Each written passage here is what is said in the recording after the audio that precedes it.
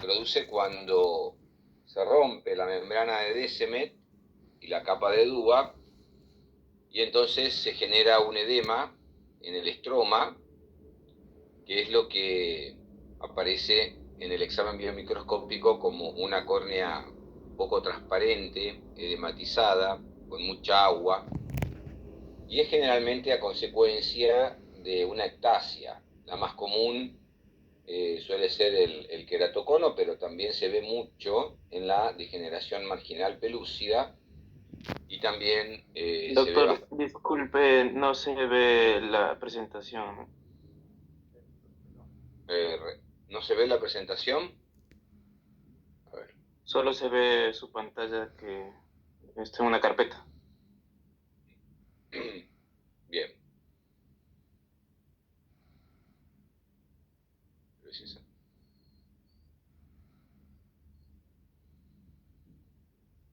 ¿Ahora la ven? Ahí se ve, doctor, gracias. Bien. Bueno. Entonces decíamos que... Vamos a ver la foto anterior acá.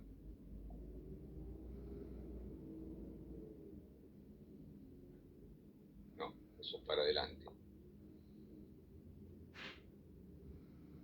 Para atrás. Vamos a compartirlo de vuelta.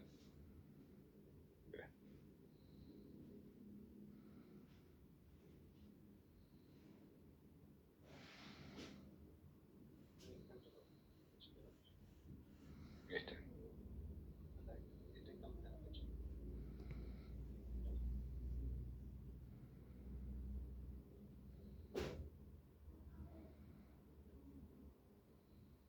Este, ¿no? Pero va a aparecer en esa parte.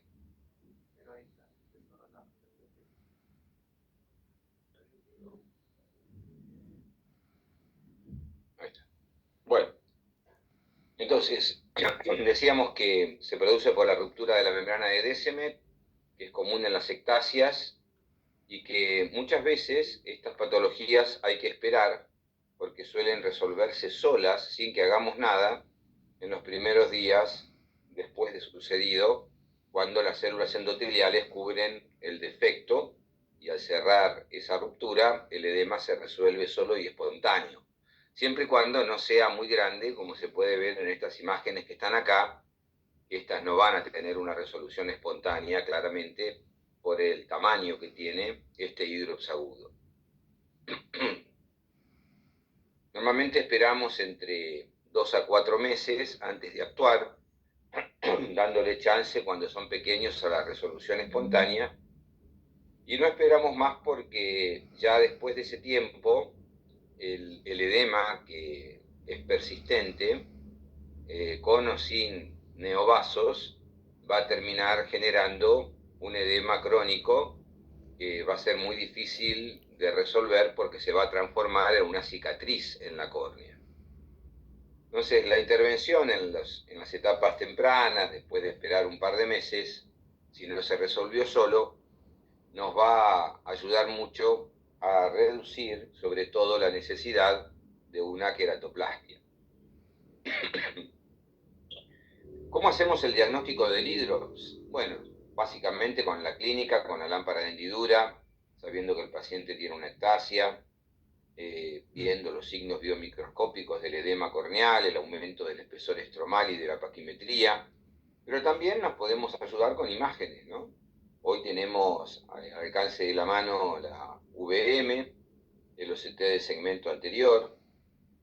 Esos además nos pueden ayudar a determinar bien la extensión de la lesión y sobre todo a ver dónde está la ruptura para poder pensar mejor una estrategia terapéutica.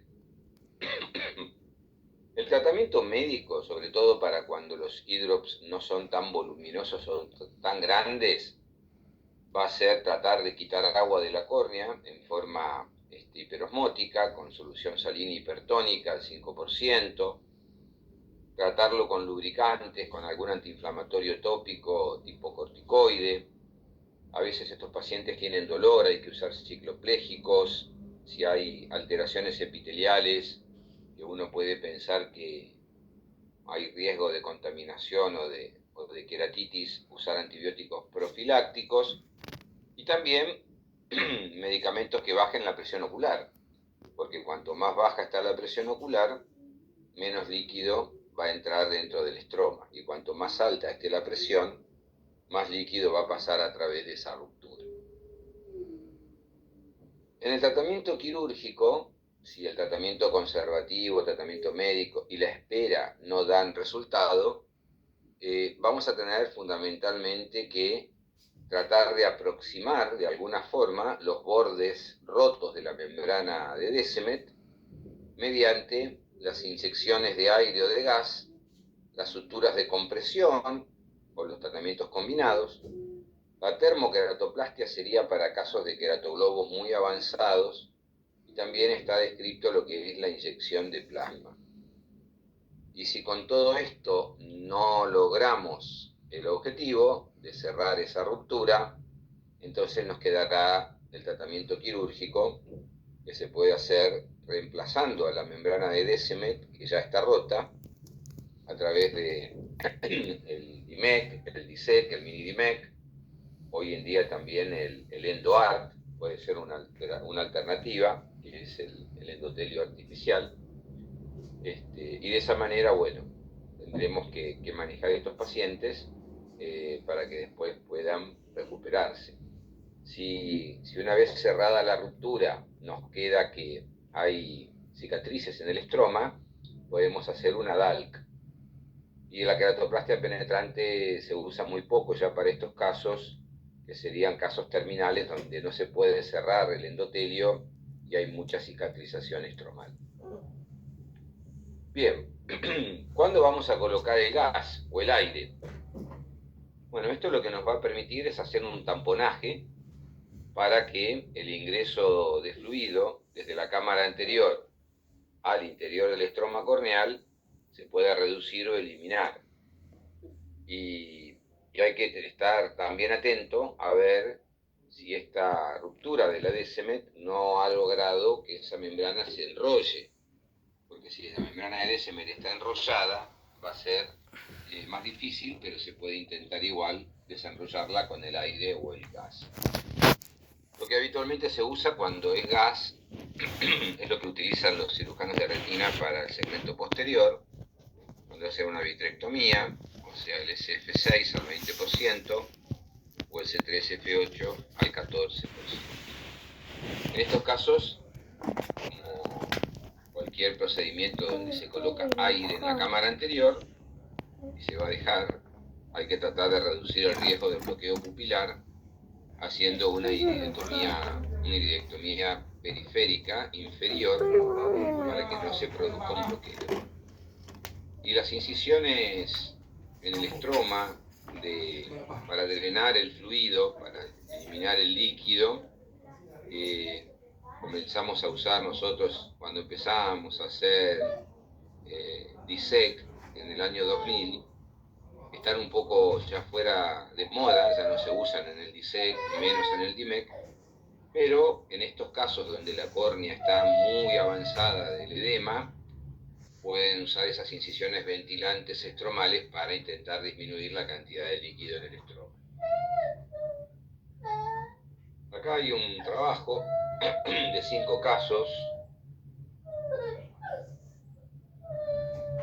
casi todos queratoconos, un solo queratoglobo, fíjense, la duración de los síntomas variable entre 5 y 12 días, el espesor preoperatorio enorme, o sea, una paquimetría de 1900, 2300, 3140, casi 5000, ¿no? Tremenda la córnea, llena de agua, y sin embargo la Descemet se pudo reaplicar después de 1 a 3 días de haber hecho estas inyecciones, y el tiempo de resolución, una vez aplicada la Descemet, tardó entre 2 y 3 semanas. Los pacientes antes del mes recuperaron los valores normales de la paquimetría y a los 3 meses una visión bastante aceptable para el problema que tuvieron. Si en lugar de aire usamos las suturas de compresión, también ayuda a una resolución más rápida del edema, y hay que colocarlas en forma perpendicular a la ruptura. A mí me gusta usarlas al 90% del espesor, pero hay algunos autores que lo hacen al 100%, o sea, penetran toda la córnea y pasan de lado a lado la sutura de nylon 10 ceros. Y las suturas pueden también usarse solas como el aire o combinarse con el aire según la gravedad del caso. Acá tienen algún ejemplo, pre y post. Fíjense en la parte superior acá cómo está suelta la membrana de Descemet, que esto es todo líquido que está entrando, y entonces se ponen estas suturas que ven acá, la 1 y la 2, perpendicular para adherir la Descemet al estroma, y luego una burbuja de aire. Entonces acá lo pueden ver, desprendida la Descemet, aplicada, el aire no lo ven acá, y este es un caso ya muy avanzado que va a requerir una queratoplastia porque todo el eje pupilar ha sido invadido por la sutura. Pero para salir del momento agudo, como esto es el momento agudo, es una herramienta útil. Acá hay otro trabajo donde solamente utilizaron suturas de espesor completo en un hidrox agudo, no usaron aire.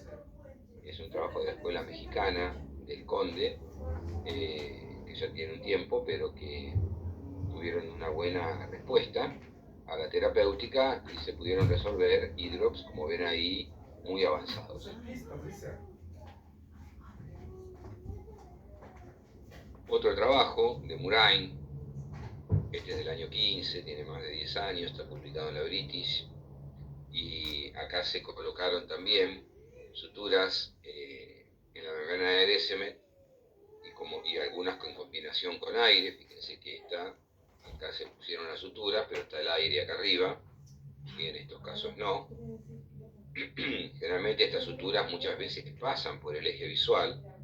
Eso va a generar complicaciones en la agudeza visual del paciente posteriormente, y según el tipo de cicatriz después se verá cuál será la vía más adecuada para rehabilitar la visión. Pero fíjense a la derecha y a la izquierda cómo la córnea recupera el espesor normal, se cierran las rupturas y el fluido se va de la córnea, ¿no? Acá tienen un videito para que vean cómo se colocan las suturas bien perpendiculares. La ruptura ahí es vertical, acá la pueden ver, la flecha. Se empieza siempre por el medio, colocando la sutura más importante, que es la que va a aproximar el centro de la lesión. Tiene que estar bien ajustada, o sea, la córnea se tiene que arrugar, ¿no? Tiene que estar bien apretada la sutura para que la membrana se pueda mantener unida.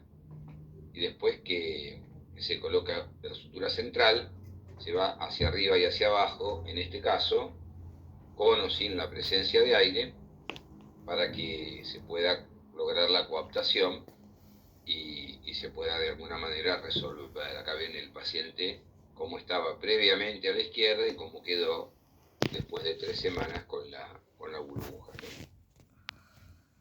Bien, ¿y cuándo hacemos la queratoplastia endotelial?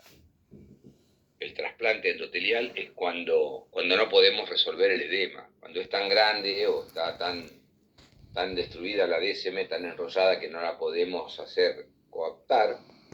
Entonces ahí sí tenemos que pensar en que hay que cambiar esa membrana o usar el EndoArt, que es un endotelio artificial. Si es un trasplante, va a requerir también el uso de corticoides para evitar el rechazo endotelial, que es bajo, pero que aunque sea un trasplante solamente de la membrana del endotelio, un DIMEC, siempre se recomienda utilizarlo. Y fundamentalmente la queratoplastia va a estar indicada en ojos que tienen rupturas inferiores, donde el aire no va a servir como taponaje porque el aire va a subir. Entonces cuando la ruptura es inferior, solamente nos queda la sutura a ver si responde, y si no responde, se tendrá que hacer un injerto endotelial. Esto suele ser más frecuente en la degeneración marginal pelúcida, que suelen estar las rupturas en la parte inferior.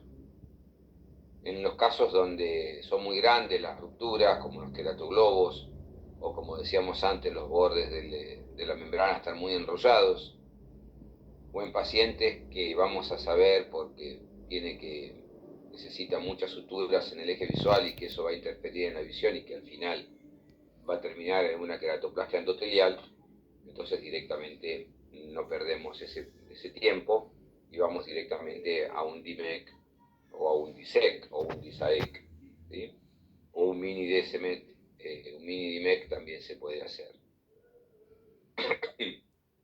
Cuando hacemos este tipo de trasplantes, lo que logramos, igual que cuando colocamos el EndoArc, es poder colocar un parche que reemplace a la membrana de Descemet que está alterada para que se cierre la comunicación con el estroma, ¿no? Eso es lo importante. De manera que, bueno, en el manejo del tratamiento agudo del hidrops, el diagnóstico clínico primero es lo más importante, hablar con el paciente, saber si tiene una ectasia, verlo con la lámpara de hendidura, medir la paquimetría, ver el edema estromal, apoyarse en los estudios complementarios, básicamente el VM o el OCT del segmento anterior, nos van a indicar extensión de la lesión y gravedad del caso, y en las opciones terapéuticas, lo primero siempre, si no es muy grande el hidrops agudo, es observar y esperar y hacer tratamiento médico. Si no funciona o es muy grande el hidrops, probar con el uso de aire o de gas, con o sin suturas corneales, de espesor total o parcial, 90%. Cuando no funcionan estos tratamientos, pensar en la queratoplastia endotelial y posteriormente en la rehabilitación visual mediante DALCO penetrante, y las nuevas ideas están ahora basadas en el endotelio artificial. Bueno, muy bien. Terminamos con esta charla. ¿Tienen alguna pregunta sobre hidrops o pasamos a la segunda?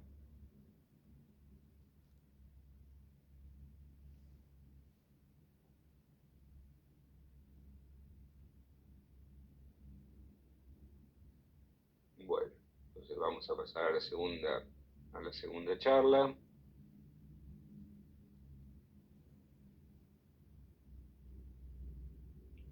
La carpeta.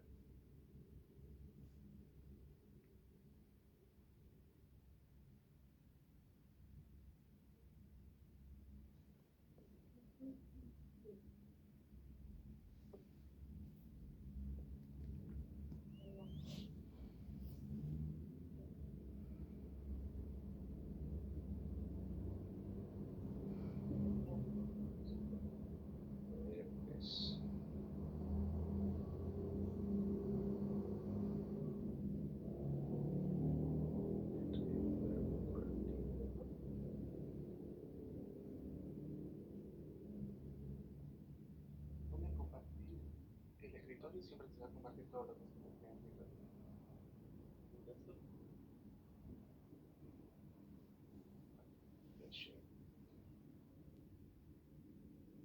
Felicidades de la diapositiva de una vez.